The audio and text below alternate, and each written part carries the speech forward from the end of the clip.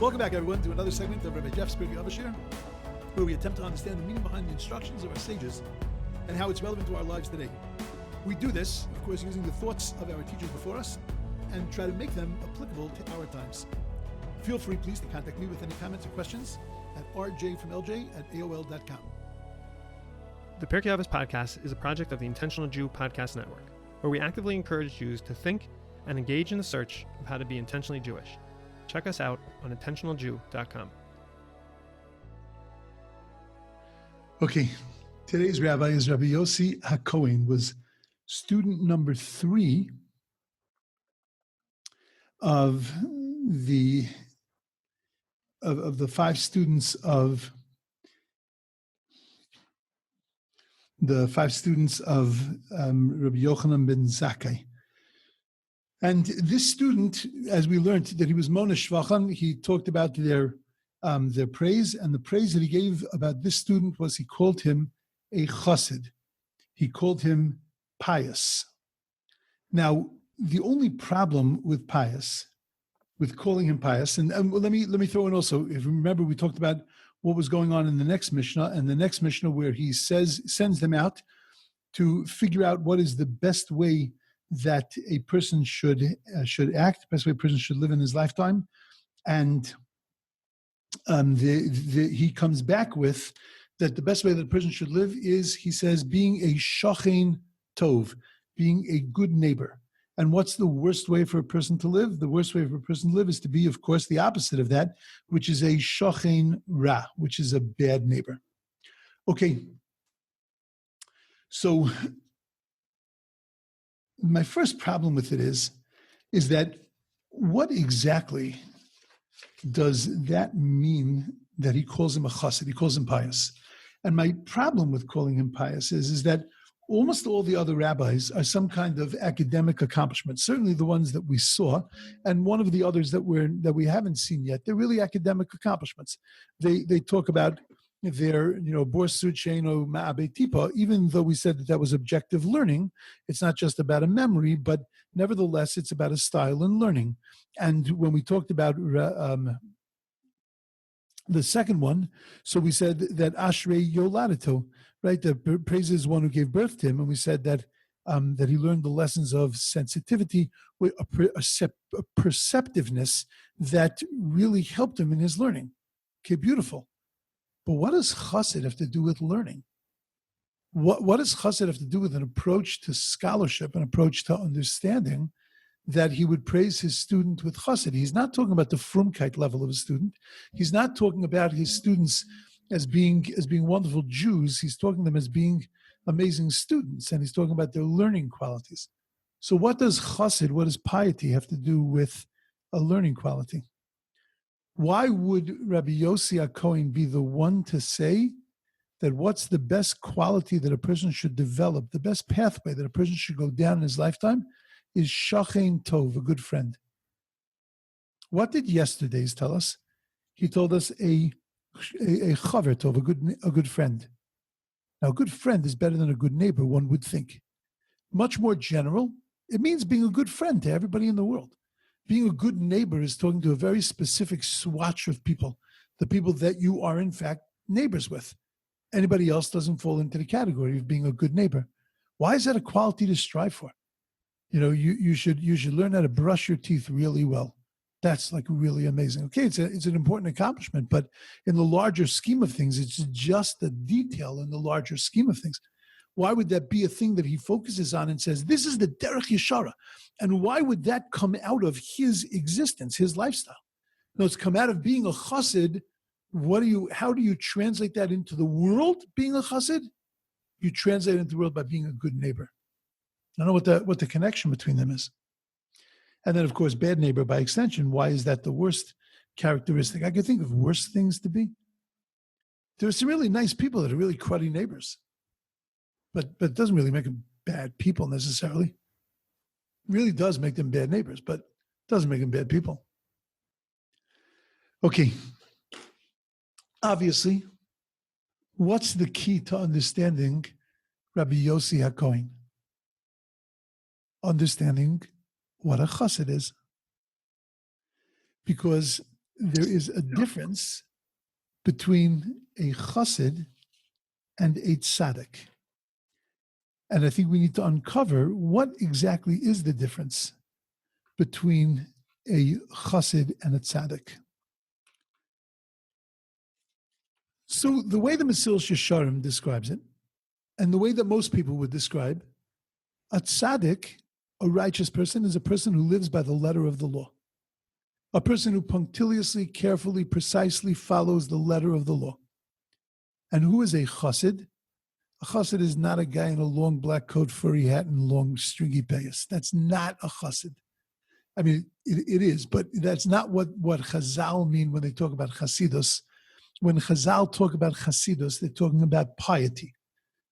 They're talking about, as the commentaries say, lifnim mishuras hadin, beyond the letter of the law. And a chassid goes beyond the tzaddik. The way it's described in the Sfarim, the way that many people deal with it is that you reach the level of tzaddik and then you get to the level of chassid. The Mesilas Yesharim breaks down his book, The Path of the Just. Rav Moshe Chaim Luzzatto says that the first half of his book is talking to the tzaddik. The second half of his book is talking to the chassid. And that's the reason why most people don't make it to the second half of the book, because they're still working on becoming a tzaddik. They can't worry about becoming a chassid.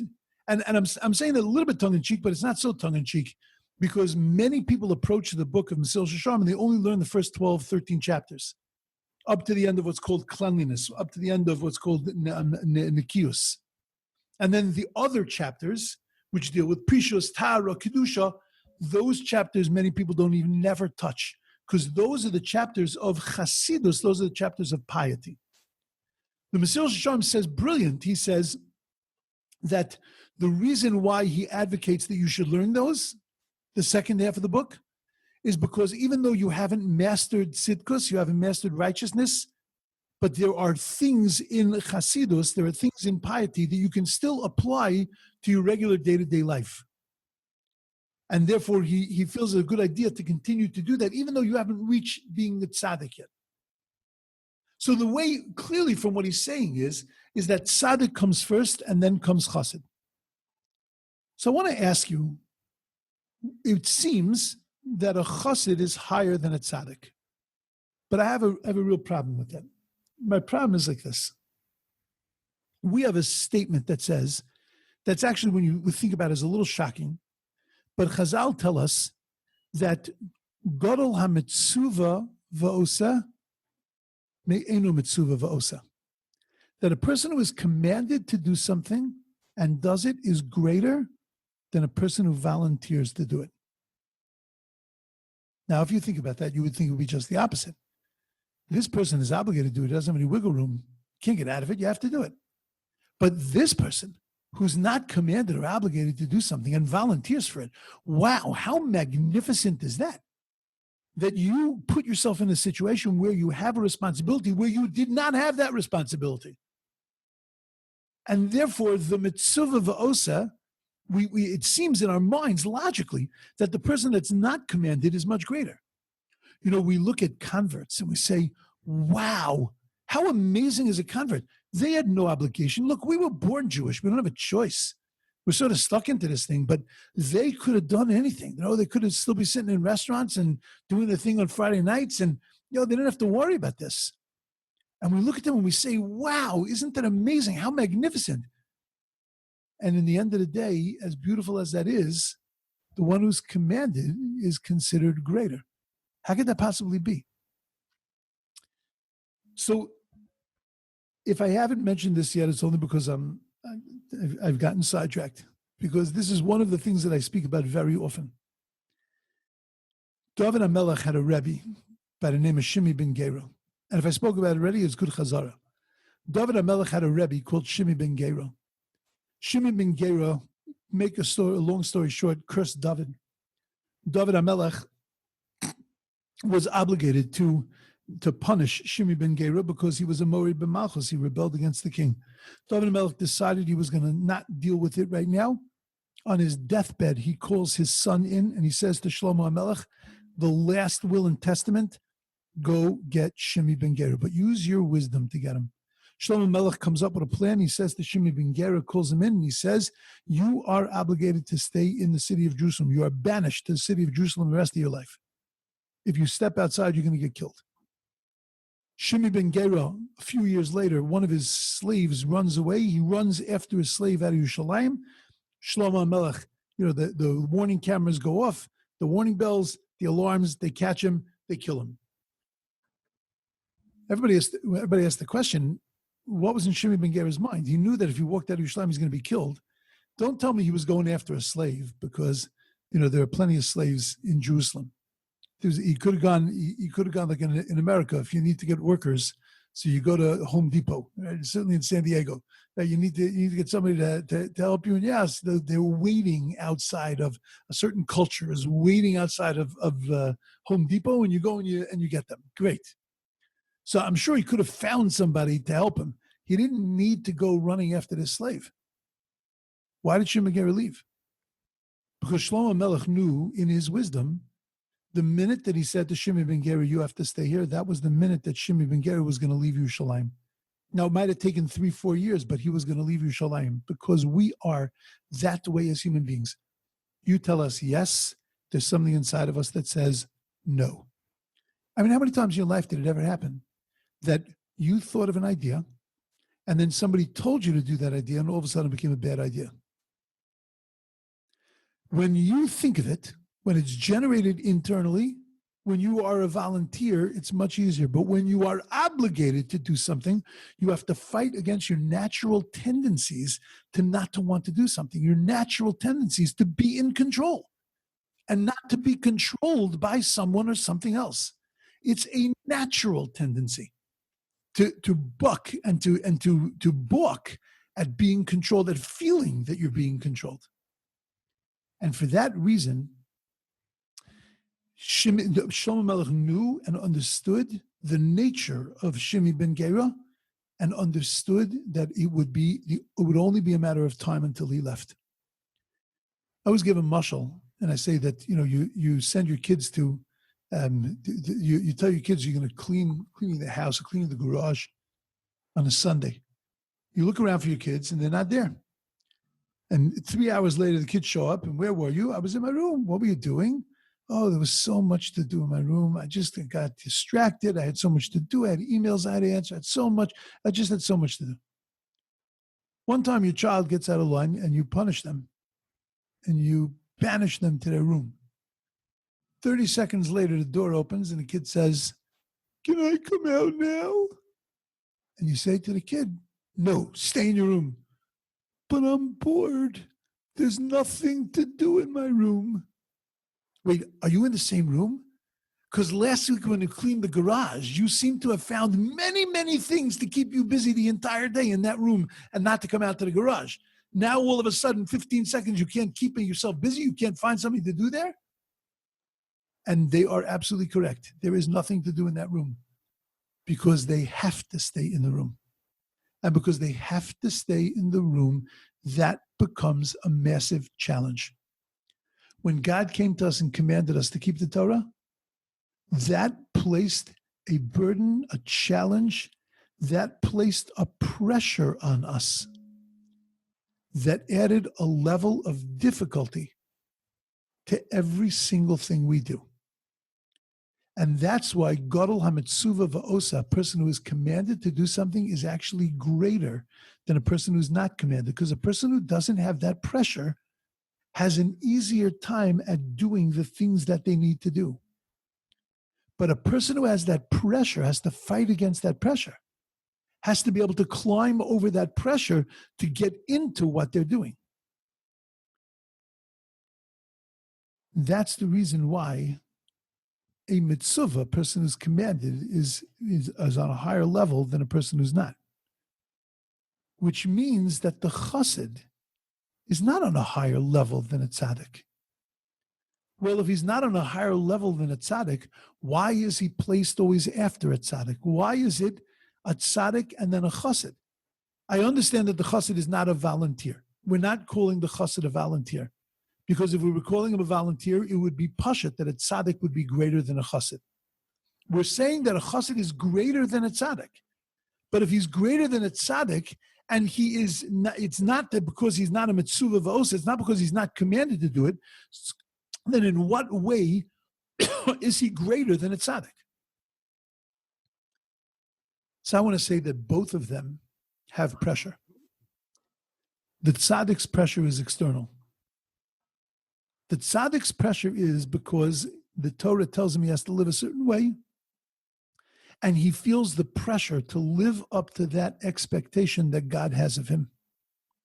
He feels a pressure to follow the commandment the way he's supposed to follow the commandment, to do the rules he's supposed to do. The chassid also has pressure, but the chassid's pressure is internal.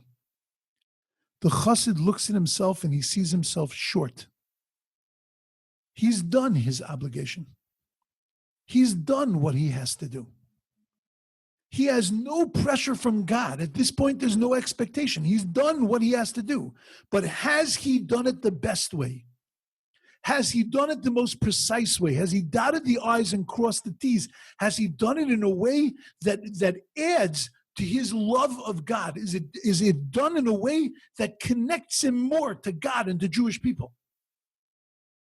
The chassid goes beyond the letter of the law, but that in itself is the law. The law is that you have to push yourself, and the chassid is now in that zone. He's done what he has to do. He's reached his obligation, but now he's pushing himself, which is also part of his obligation. But it's not expected. There is no cap to it. There's no shear. There's no size. And now the pressure is coming not from fulfilling the rule. It's not coming from God. Now his pressure is coming from himself. It's coming internally. That is even a greater pressure. To perfect ourselves, to live with our own integrity, that's even greater because that doesn't have a cap. The Torah has a cap. Do this, stand here, drink this much wine, eat this much matzah, have a lulav this size, your sukkah has to be this way. There is a shear. Shabbos starts now, Shabbos ends here. But how you fill that, with what kind of energy you put into that, with how that connects you to God, that there is no commandment. That's where the chassid steps in. And that pressure to perfect what you're doing, that's a tremendous pressure. When Rabbi Yochanan ben Zakkai looked at his student, he looked at his student and he said, Rabbi Yossi HaKohen, he's got the personality of a chassid. That means he has a sense of his own integrity. He has a sense of his own desire to perfect himself. And that's a quality in learning. Because such a person will leave no stone unturned. Such a person will not walk away from a situation until he has a full and clear understanding of that situation. Such a person will go over and over his material. He's gone over it once, he's got a general understanding, he's checked his box, he's done. He's a tzaddik. But now he looks at him and he says, but it's not crystal clear to me. And to make it crystal clear, that requires a chassid. In our yeshiva, in Eretz Yisrael, there was a fellow who I remember when I came to see the yeshiva, they pointed out this guy to me, and they told me that he has a shvacha cup. I don't know why they told me that. Could be Lashon Hara, but it doesn't matter. Shvacha cup means he has a weak head. Not the biggest genius in the yeshiva. And then over the Shabbos that I spent there, I saw the respect that everybody gave him. They treated him almost like a Rebbe. He was 2-3 years older than I was. And he was a person of incredible accomplishment. I said to somebody, what do you mean he has a shvacha cup, that he has a weak head? So they told me that if you walked into the Beis Medrash at 3:00 in the morning, you would find him in the Beis HaMedrash. And you would find him, it was a very, very big Beis HaMedrash, and you would be walking back and forth, pacing back and forth, talking to himself, because he never understood things quickly, but he would go over them and go over them and go over them until he understood them clearly. And when he understood them clearly and could say them over to himself, that's when he would go to sleep. And he did this every single day. That midah, that characteristic, translated itself into his religious life, but it translated itself into his learning life. And he was a chassid. He was a person who put tremendous pressure on himself to be able to perfect himself, to be able to make himself a better person, to be able to understand things in a better way. That's who Rabbi Yossi HaKohen was. When Rabbi Yossi HaKohen was asked, what's the best way to live? Rabbi Yossi HaKohen says, be a good neighbor.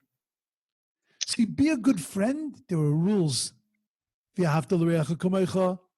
Don't speak lashon hara, don't steal, don't kill, don't embarrass. There are rules. But with a shachin, with a neighbor, there are no real rules. There's no real, you have to love your neighbor, the guy you're shachin. There's no rules in it. There, it's about chasidus. It's about being the best person that you could be. The only rules that exist by a shachin are actual rules, meaning that if a wall falls down between our two houses, this is who is obligated to put it up. If I want to encroach on your property, this is my limitations. If I'm making noise in my apartment, then this is the rule of how much noise and when I'm allowed to make it. If I am looking over into your apartment and I'm causing you an inability to be able to use your apartment, or to use your backyard, then there are rules. But it's all about defined rules. It's all about tzaddik. But being a good neighbor is not about the rules. Being a good neighbor is about my own integrity, about my wanting to be the best that I could be, my wanting to develop with somebody who I have no reason to have a relationship with. I don't have to have a relationship with you. You're not part of Yahavta L'Reacha Kamocha in the intense sense. I don't have to be your best friend. But I'm pushing myself because I want to be the best. I want to be the best Jew. I want to be the best human being. I want to be the best that I can be, because that's what God gave me. And that's a chassid. It translates from your learning life to your living life. That's who Rabbi Yossi HaKohen was. That's my spiel for the day. Okay, I'm going to open the floor. If anybody wants to ask a question, nobody feel captured. So, you want to go, you go. You want to stay is great. Just schmooze a little bit. And if I have no questions, I have a beautiful idea to share on the Parsha.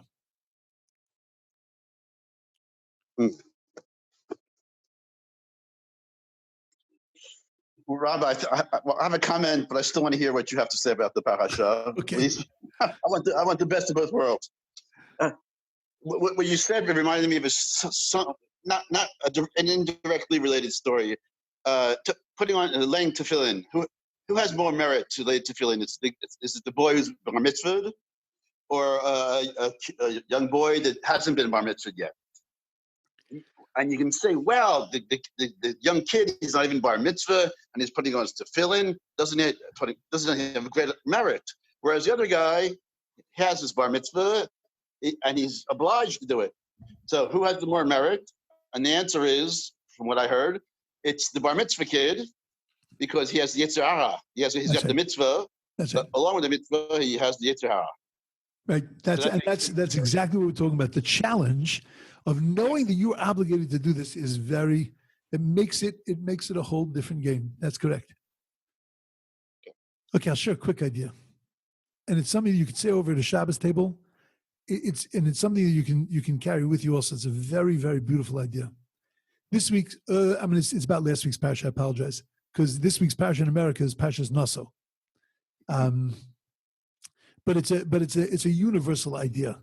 In last week's Pasha, we had the 12 tribes and the 12 princes of the tribes, and they brought gifts to the temple. And each day it tells us the gift that they brought, and it says it exactly the same way. This is the leader of the tribe, and he brought this gift. And 6 psukim worth of gifts, and it tells exactly what he brought. Nice, beautiful gift. And then it says this is prince number 2, and this is the gift that he brought, and beautiful. And prince number 3, and it's just repeating what the first guy brought, what the second brought, and it's some 80 some odd extra psukim in the Torah. Now 80 some odd extra psukim in the Torah is a lot. Parshas Yisro is 76 psukim. This is bigger than Parshas Yisro. Nitzavim Vayelech are 2 parshas that are put together, and they're still not as big as that section of the Nesiim of the prophets. It's the longest. It makes Naso the longest parsha in Torah, 176 psukim. It's as long as the longest Gemara, which is Bava Basra. It's as many verses as the longest chapter in Tehillim, chapter 119. Why would the Torah repeat itself like that? Torah doesn't repeat itself. Torah is economy of words. Why would the Torah repeat itself? Why just say it over? Why not just do it easy? This is what the first guy brought, and so did all the rest of his buddies. And if you need to know their names, this is who they are. You could have done that in 1 or 2 extra verses. You didn't need 85 extra verses. Torah is telling us a powerful message. Torah is telling us is that it looks on the surface that every one of them brought the same gift, but it's not true. They all brought something very, very different, because each one of them put their own unique personality and talents into what they brought, and it changed it completely. It's a fabulous idea that we all daven exactly the same. We use the same siddur. We keep Shabbos the same way. We do our mitzvos the same way. We make kiddush. We do the things we do, and it just sort of seems like we're robots. We're doing what everybody else is doing. We're just plugging into the words. No, not at all. The trappings, the outer trappings are the same, but we change them dramatically by putting a little bit of ourselves into what we do. And every bit of ourselves that we put into what we do changes what we do to become something very personal and very unique. And, sometimes we get struck with the fact that, everybody's doing it, but everybody does it their way. And our job is to find our unique way, our unique talent, our unique place in things, and to put our energy into them. But I'll take one more step. Who was the hero in this story of the princes of the tribes? Was it prince number 1 or prince number 2? So I think, without thinking too deeply, you would say prince number 1. There was no rules about what kind of gift to bring to the temple. It's like you got to go buy a present. You know how much anxiety you have trying to figure out what kind of present to get? That when you decide what kind of present, then you know what kind of store to go to. And then you know which department to look at. But until you make those decisions, you have no idea. You know that you have an obligation to bring a present. So this guy knew he had to bring a present, but he didn't know what. And then he defined and he put together this amazing, amazing gift. He's the hero. Number 2 is the hero. Because number 2 looks at number 1 and he says, oh, that's what you're bringing? I'll see your gift and I'll raise you one. That was a beautiful gift. You brought 1 kugel and a cholent. I'm going to bring 3 kugels, 4 salads, and amazing cakes. But then he said to himself, you know what's going to happen? What's number 3 going to bring? If I bring more than number 1, number 3 is going to have to bring more than me. And by the time we get to number 12, it's going to be out of control. You know what? I worry about number 12, and I worry about number 11, and I worry about number 10. I'm just going to do the same thing as number 1. I'm going to give up my notoriety. I'm going to give up my uniqueness. I'm going to say that, you know what? To protect number 12, I'm going to do it the same way. And instead of my gift being different, my emotions are going to be different. My motivation is going to be different. My energy is going to be different. And in that, my gift is going to be amazing. not because I've changed the material, but I've changed the place that it comes from. I've changed the energy in that gift. And that's the challenge.